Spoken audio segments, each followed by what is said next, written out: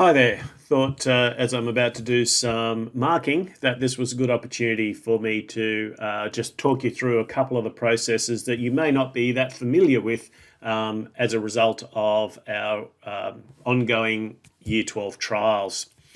So the students completed their biology trial on Friday and their material is in here. So I'm going to go into here first of all. One of the options I have is to view status. So I'm going to do that first of all. So the first thing, and those people who've been supervising exams already know this, we're looking for these orange dots that indicate that the students have uploaded their work. And all of these have got orange dots, which is a good start. So we know that the work is there. Now, what I want to do is to walk you through one or two of the processes that are part of online marking. I know that people are going to make their own call about whether they do some online marking and or wait for the hard copies to then mark hard copies. But I have the advantage of a course which has some multiple choice questions, which makes it a little bit easier for me to deal with at least some of those. But also I have some shortish answer questions, some kind of pictorial things, which you'll see.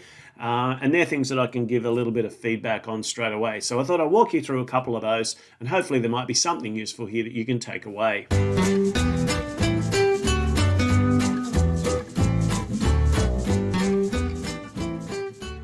So the first thing that I want to do is I want to mark some multiple choice. So I'm going to, first of all, let's have a look and see what Joseph has done. So I'm going to go into View and Grade Submission. Now Joseph's making my life a little bit trickier because he's uploaded each single one of his pages as a separate page rather than as a single document.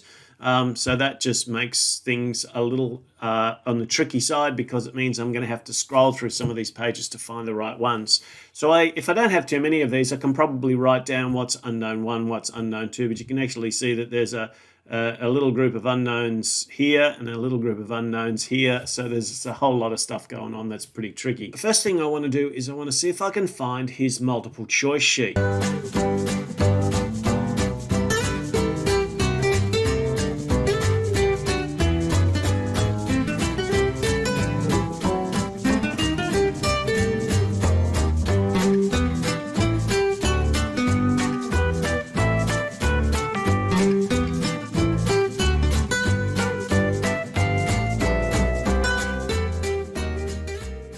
Okay, and so here is Joseph's multiple choice sheet. You can see I've scrolled through a little bit. I've already gone through and done some of these beforehand, but I thought I'd save this one and walk you through it.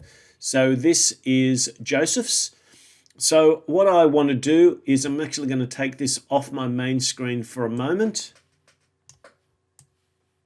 I'm going to swing a different screen in, one that I've set up earlier, and I don't want to walk you through all of this at this stage, but what I have set up is a nice little spreadsheet where if I put in Joseph's answers, and I can see when I look at his sheet that he's answered A, C, B, C, B.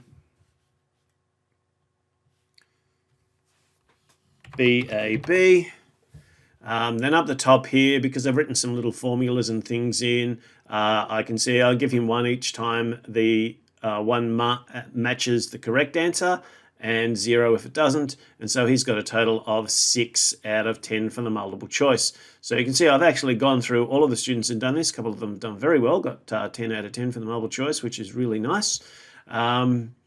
And that just requires some formulas and things. So talk to me about that at another time if you want that sort of stuff set up. I think Pete does a really good job with the mark books as well to do that sort of thing and set all the formulas up automatically. So you just have to know where you're entering the data, and you'll know exactly how to get these things up automatically.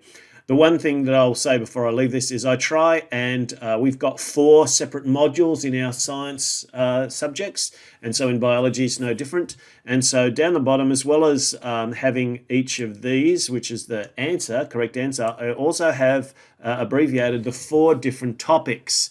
So that means that when I go through, if I scale through, then you can see that here, obviously I haven't marked very many of the questions yet.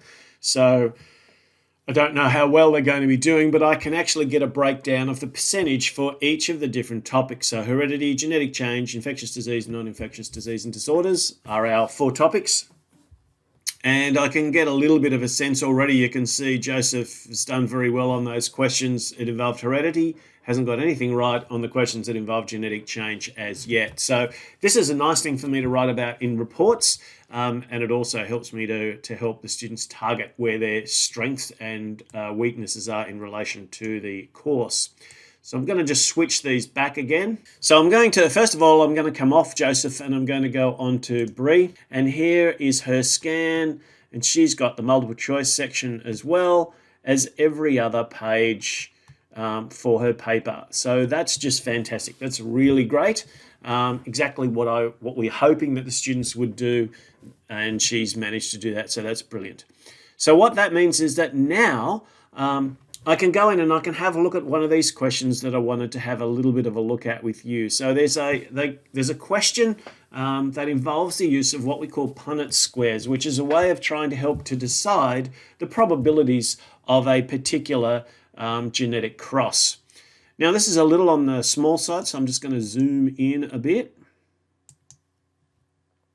Okay, so the zoom function is a nice one for that. So how do I mark this? Okay, well, the easiest way is to print it off and to hand mark it, but you can do it online, and that way you can provide automatic feedback to the students.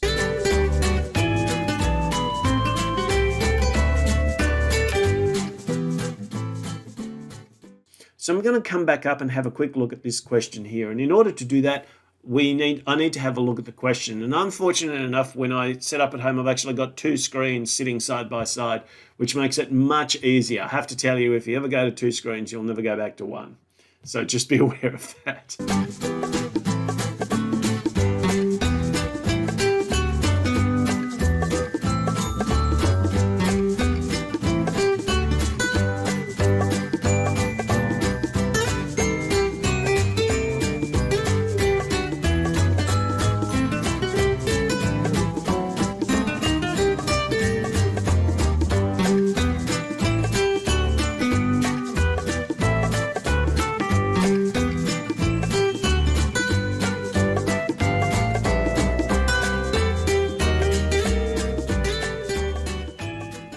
If the female is heterozygous, what heterozygous means is that they're different. So the female must carry a 1 big B and a 1 little b. So I need to see that somewhere here, okay? So what I can do, and there's a number of different things that you can use, a number of nice tools that are here. For me, I just use these little comments. Okay, that's probably the easiest thing for me. You can record or video your comments if you want, do screen captures if you want to sort of have the marking guide somewhere else and you want to maybe highlight it. But for me, all I want to do is maybe put in a little red. I'll put that where I want it on the document. So I can see that there's been actually an attempt to look at what might be the possible combinations for the male. And we don't know what we know that the male is agouti, but we don't know what the genotype is. And so that means that I have to have a look at this to see. Now, there's actually a problem with this one.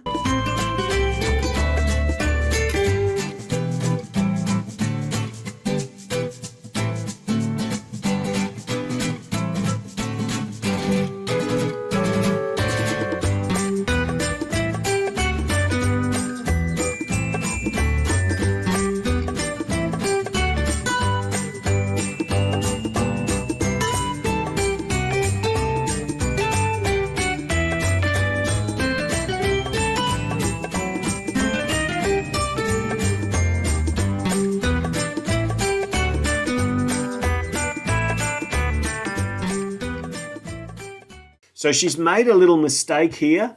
And what I've done now, and you can see there's been a little bit of an overlap here. And so this looks like it's a little bit of a mess. But you can see once I click out of here, all of these line up really nicely. And each time I hover over one, it shows you exactly where that comment is. So I can either do that on the little dot that I've put in, or I can come to my comment and you can see over here which one lights up. So it's going to give exact information coming through from one to the other. And then I can do two things from here. I can say at the end, so maybe here is the end. I might even change the color on this one. Let me change it to green. And here, correct conclusion. So there's going to be 2 out of 3 for this mark, for this particular question. So that goes in as my final one. And so I can either scroll right down to the bottom where I can put in a percentage mark. I can even put in feedback.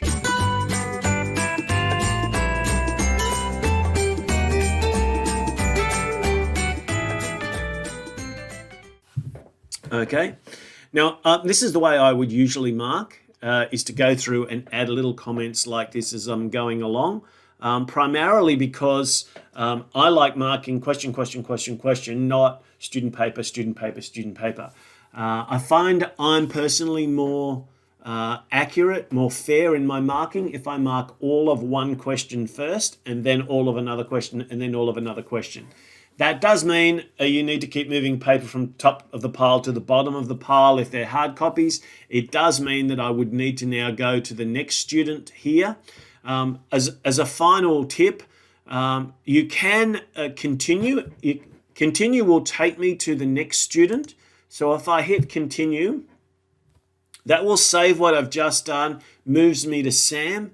You can see once again with Sam, his document preview is popping up, so I can see that. He started with his declaration, but you can see he too has put a few separate pages in. So again, I'm going to have to do a little bit of mucking around to find out where his particular question is for me to do that. So that can be just a little bit of a pain if you're marking question by question and the kids have got a whole lot of attachments in there. But this is a small class. There's only 10 students in it, so that doesn't matter too much.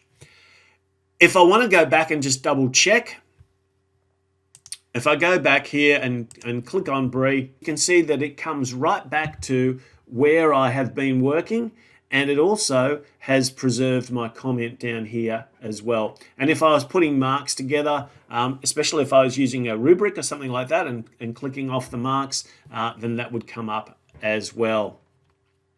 So hopefully there's a couple of little tips in there that you can use to help you if you want to do some online marking, or at least if you want to just check whether the students whether you can read all of the work that they've put together, or maybe if you just want to go through and do those multiple choice questions just to get a little bit of a kickstart on the paper that you're marking. I hope this has been of some use to you. I think there's a lot of really nice tools in Schoolbox that obviously are part of the back end of iLearn that allow us to do some of this really in-time feedback for students to give them just a little bit of additional information about the work that they're doing. And obviously, once I decide I want to publish, the student can see it, and it's also going to appear in my mark book, so I'll have all of the information that I need right there.